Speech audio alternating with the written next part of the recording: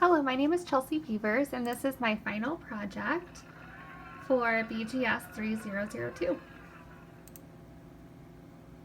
So what are my top four qualities? I would definitely say my top four qualities is experience due to my age and just from having a job from a young age as well. And then just training throughout, growing from one position to another, from company to company. I have a lot of experience in IT and customer service, so that's definitely given me um, just, I guess, a faster track to other potential positions. Communication skills. With experience comes communication skills, but also just putting the effort into it. And I believe just a lot of the classes have helped me along the way as well.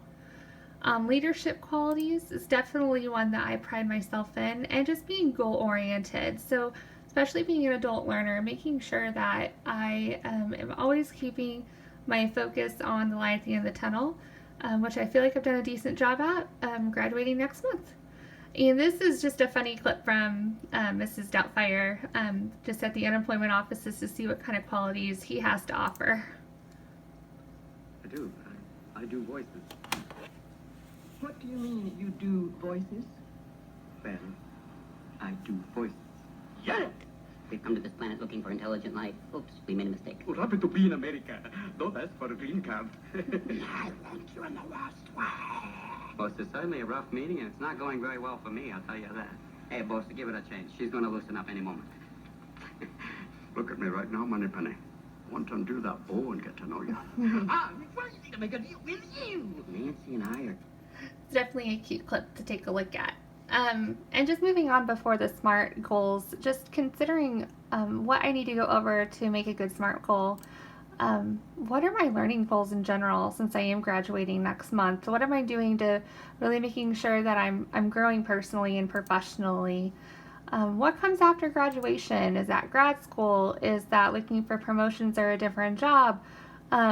Think I'm definitely going to hold off on grad school just financially, but as well just making sure I'm making the right decision and what direction I want to go in life. It's a huge investment. Honestly, not even just financially, but just time, because being an adult learner does change things. We have families. Most of us have families anyway, and it takes time away from our everyday life, and especially with most of us having a full-time career. So I definitely don't want to become the person in one of my favorite Sounds like videos here. Case of the Mondays. Definitely don't want the case of the Mondays.